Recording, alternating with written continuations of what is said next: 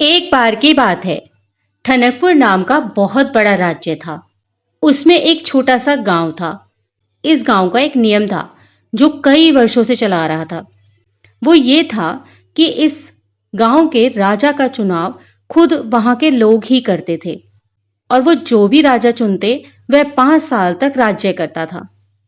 उसके बाद उसे पास के घने जंगल में छोड़ दिया जाता था। यही उस गांव का रिवाज था। परंतु आज तक उस जंगल से कोई राजा वापस नहीं आया था और न ही किसी ने यह जानने की कोशिश की थी कि वो सब राजा कहां चले गए। अब पुराने राजा के 5 साल पूरे हो चुके थे। लोगों को नए राजा की तलाश थी। उन्होंने पुराने राजा को जंगल में छोड़ दिया और नए राजा की तलाश में निकल पड़े। अब उन्हें समझदार और एक चतुर राजा की आवश्यकता थी। नए राजा के चुनाव का काम राज्य के मंत्री को सौंपा गया। राज्य के मंत्री ने किशोर नाम के एक व्यक्ति के बारे में बहुत सुना था। किशोर एक बहुत गरीब व्यक्ति था और वह पास के गांव में ही अपने परिवार के साथ रहता था। एक दिन मंत्री किशोर के पास गए और उसे सारी बात बताई। मंत्री ने कहा, क्या तुम इस राज्य के राजा बनना पसंद करोगे? क्या तुम्हें ये प्रस्ताव मंजूर है?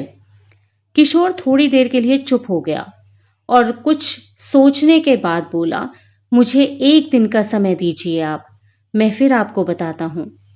इस पर मंत्री बोला, ठीक है, मैं कल फिर आऊंगा, आप मुझे अपना उत्तर बता दीजिएगा। मंत्री के जाने के बाद किशोर ने सारी बात अपनी पत्नी को बताई। तो पत्नी खुश होते हुए बोली कि एक तरफ तो वो तुम्हें राजा बनने का अवसर दे रहे हैं, फिर भी आपने एक दिन का समय मांगा। इसमें इतना क्या सोचना है? हमारी सारी गरीबी दूर हो जाएगी। आप तुरंत हाँ बोल दीजिए।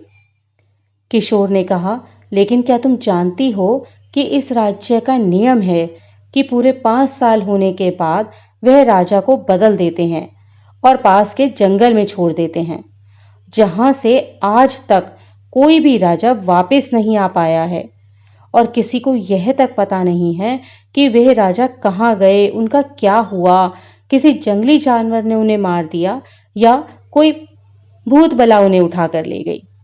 तो उसकी पत्नी बोली, हम इस समस्या का कोई ना कोई समाधान ढूंढ लेंगे, आप बस मंत्री जी को हाँ कर दीजिए। एक दिन पूरा होने के बाद किशोर मंत्री के पास गया और बोला, मुझे आपका प्रस्ताव मंजूर है, परंतु मेरी एक शर्त है कि मैं उस जगह को देखना चाहता हूं जहां सभी राजाओं को आप छोड़कर आते हो। मंत्री बोले, ठीक है, और मंत्री ने उसे वह जगह दिखा दी। किशोर ने देखा चारों ओर घना जंगल था, वहां जानवर भी हो सकते थे। फिर वह वहां से चला गया और राजा बनने के बाद उसने सबसे पहला जो काम किया वह था कि वह उस जंगल में गया और उस जंगल को साफ करवाने का आदेश दिया। वहां लोगों के रहने की व्यवस्था की, रोजगार उपलब्ध कराए और जंगल को साफ करके एक नया नगर बसा दिया।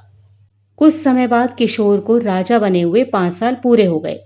प्रथा के अनुसार उसे भी उसी जगह पर, जहां पहले जंगल था और अब एक भरा पूरा नगर बस चुका था, छोड़ दिया गया। अब वहां उसे किसी प्रकार का कोई खतरा नहीं था। वहां किशोर आराम से अपने परिवार के साथ रहने लगा। इस तरह से किशोर और उसकी पत्नी की सूझबूझ से उनकी जान बची और उन्होंने एक अच्छी और सुदृढ़ जिंदगी जी।